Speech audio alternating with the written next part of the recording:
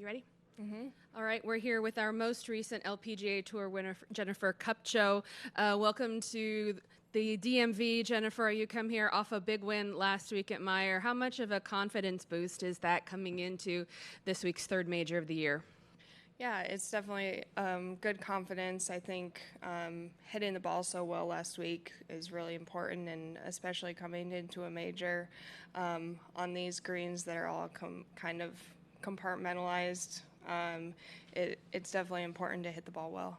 And I just, before we come to this week, I mean, that was just a heck of star power up at the top of that. I mean, look at that playoff, yourself, Nelly, Leona, Lydia just outside, Lexi playing well, Brooke playing well, and yet you're the one who came through with the win.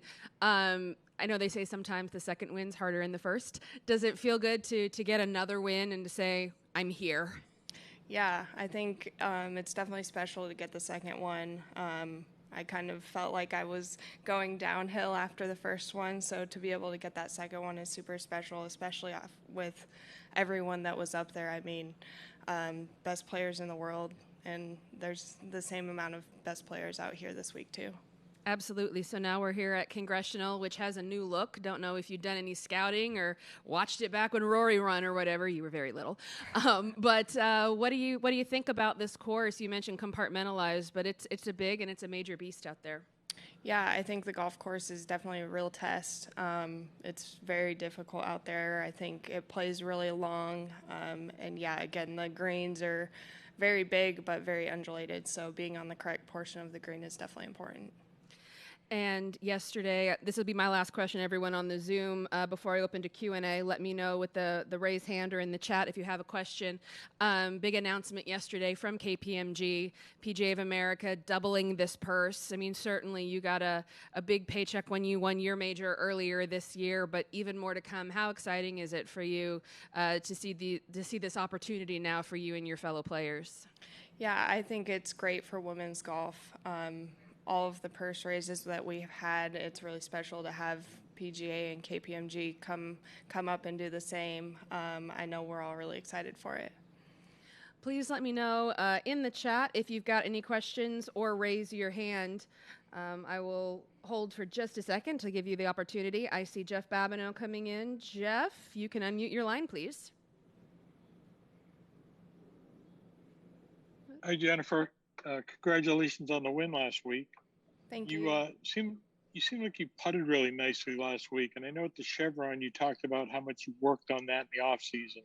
How much have you really accomplished in that area, and how has that changed things in your game? Yeah, I think I've definitely gotten a lot farther. I think it also helps. There's two very similar things. There is the type of green, the type of grass. We play on a lot of POA and a lot of Bermuda, and those two were both bent. So I think that also helps a lot with my putting as well.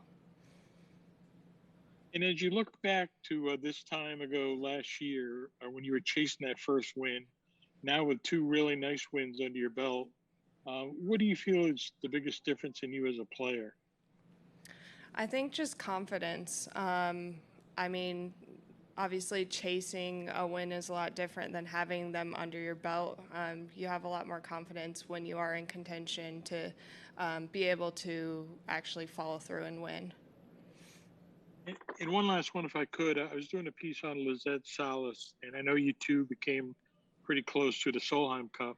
What did you learn about her as a competitor playing alongside her? I think how patient she is. She obviously is not a long ball hitter and really doesn't have the strength to do that. So I think just her patience and playing her game instead of trying to chase what all of us younger players are doing is one thing that I really look up to, and that's what makes her a great player. Thank you.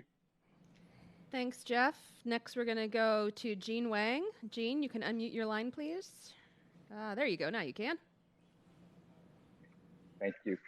Hey, Jennifer, I just wanted to ask you, first of all, how much does it matter to you, or do you think about it representing the United States? When you're playing in major championships, obviously you've been on the Solheim Cup team, but is that something that kind of goes through you, trying to carry the flag for the U.S. in these big tournaments? I wouldn't say it's like something that really goes through my mind when I'm playing individually. I think it's more of as a team, but obviously it's always an honor to be out there representing the U.S. There's a lot of great players from everywhere around the world.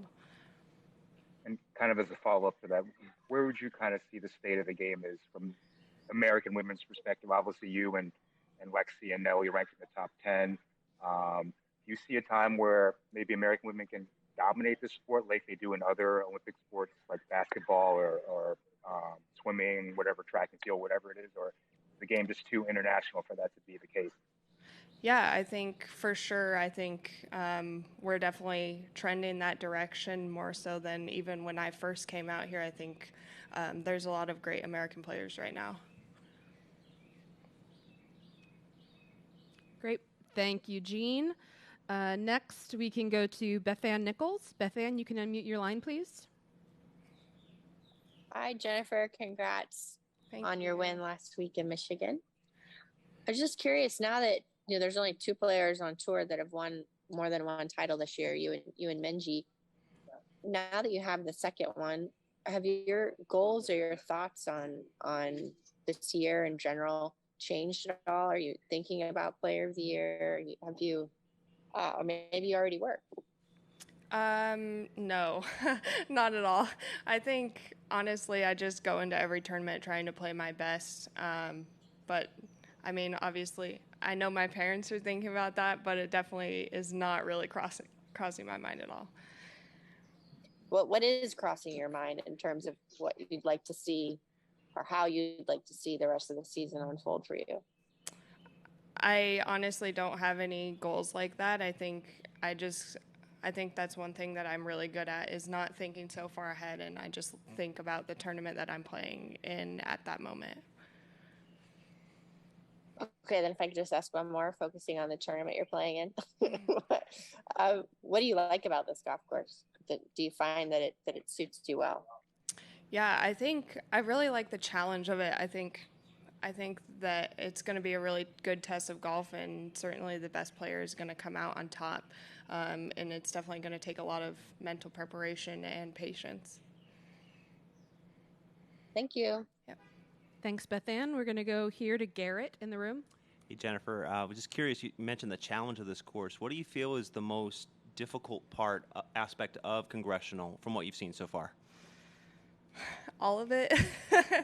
I think probably the greens, but I mean that also relates to hitting shots into the greens as well as putting and short game. So a lot of it.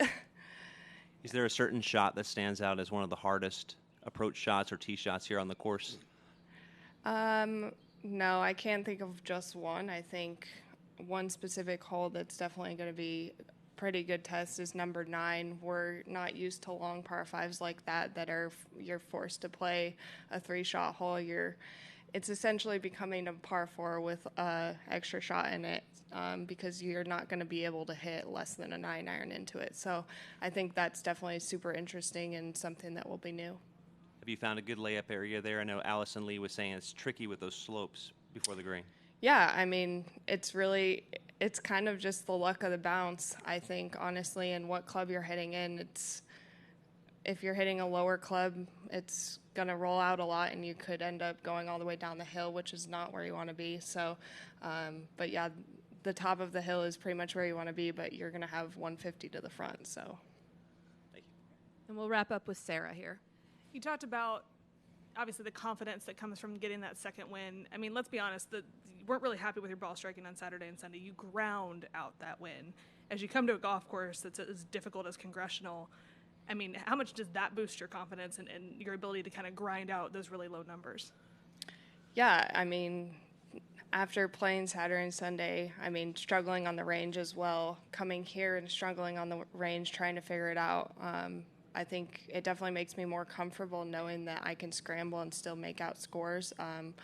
I did figure it out earlier this week, so hopefully I don't have to do that, but yeah. Well, thanks so much for your flexibility, and we will see you tomorrow. Thank you. Thank you.